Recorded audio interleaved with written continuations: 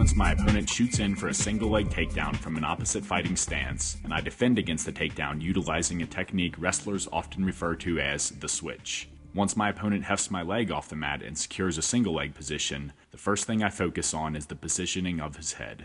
Having utilized proper form, he positioned his head to the inside of my body. I need to reposition his head to the outside of my body, which I accomplish by placing my hands on the right side of his head and forcing his head to the outside. It is important to mention that when your opponent shoots in for an inside single instead of an outside single, you can forgo this step.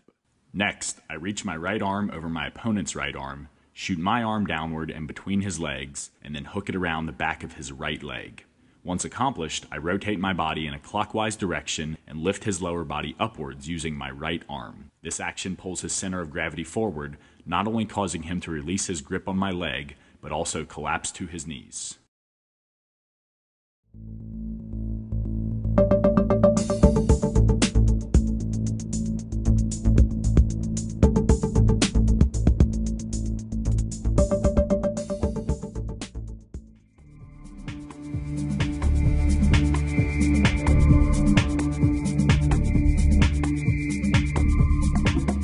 This technique is similar to the previous one. My opponent shoots in with an outside single, I reposition his head to the outside of my body, and then reach my right arm over his right arm and then drop it downward. However, instead of wrapping my right arm around the inside of his right leg, as I did in the previous technique, I wrap it around the outside of his right leg. At the same time, I drive my left arm between his legs. This allows me to clasp my palms together behind his right knee.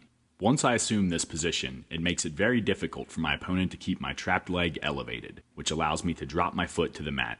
From here, I increase my elevation, pull my opponent's right leg towards my chest, and rotate my body in a clockwise direction. The combination of these actions turns him upside down and causes him to crash down onto his back. This is an excellent technique because it not only allows you to escape the single leg takedown, but it also puts your opponent on the mat.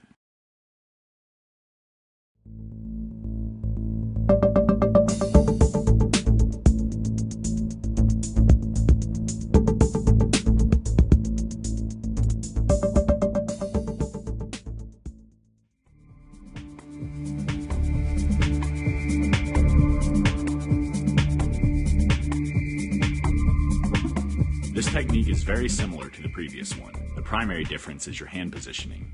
Just as before, my opponent shoots in for a single leg takedown with his head positioned to the inside of my body. To set up the technique, I place my hands on his head and move it to the outside of my body.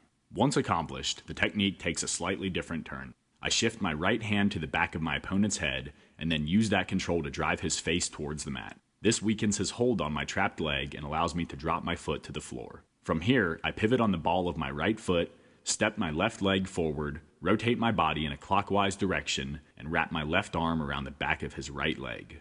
The next step is to lift my opponent's right leg off the mat, but this can be quite difficult while he still has weight on it. To solve this problem, I drive his head downward using my right hand, forcing him to lean forward. With his weight now off his right leg, I use my left hand to elevate it upward and then continue to rotate my body in a clockwise direction. Due to my actions, my opponent also rotates in a clockwise direction, causing him to trip over my right leg and fall to his back. The key to success with this technique is to drive your opponent's head downward as you lift his leg upward. Without both of these actions, the technique won't work.